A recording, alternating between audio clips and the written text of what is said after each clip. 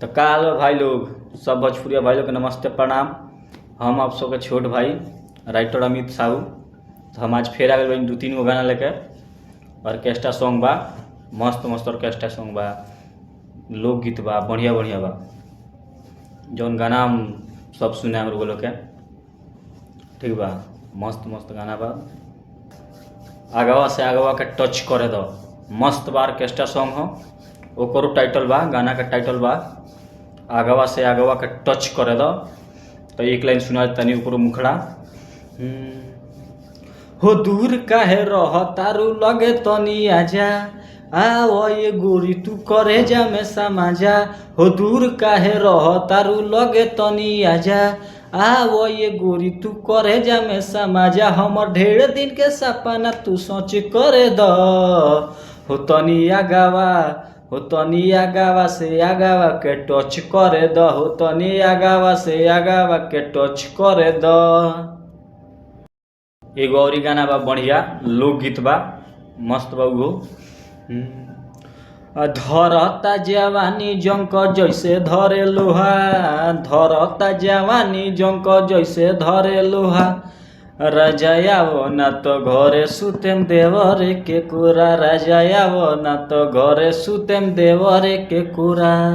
धरता जवानी जंक जैसे धरे लोहा, धरता जवानी जंक जैसे धरे लोहा। राजायावो ना तो घरे सुतेम देवरे के कुरा, राजायावो ना तो घरे सुतेम देवरे के कुरा। इहो बा, मस्त गाना बा, लोकगीत ह, मस्त बा।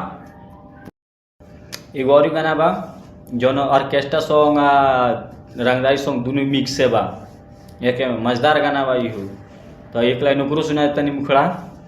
ऐठ तारे हंसी आवता छौड़ी तोर मुँह जोरी प, ऐठ तारे हंसी आवता छौड़ी तोर मुँह जोरी प। तो हमारू मन करता फायर कदी नौ गोली तोरा ढूंढी प। तो हमारू मन करता फायर कदी नौ गोली तोरा ढूंढी प। अगर गाना बढ़िया लागता, बढ़िया बा, तो लाइक करी, कमेंट करी, शेयर करी, सब्सक्राइब जरूर करें। कहीं बढ़िया ना लगी एक आगे वाला गाना लेके आए बढ़िया लग गई। जैसे लोग गाना ले बा, अगर गाना चाहिए तो गानों मिल जाई। जौन गाना कहम तो गाना मिल जाई, जौन गाना सुनाओ तनी में से कौनो कहम कौनो गाना दे देम हम। तो ओकरा खातिर गाना ले खातिर ये करे के पड़ी कि डिस्क्रिप्शन में लिंक दे दिला बानी इंस्टाग्राम के। इंस्टाग्राम पे आई, फॉलो करी, हमारा लगे मैसेज करी, गाना हम जरूर दें। नमस्ते प्रणाम। हम आप सबको छोट भाई राइटर अमित साहू।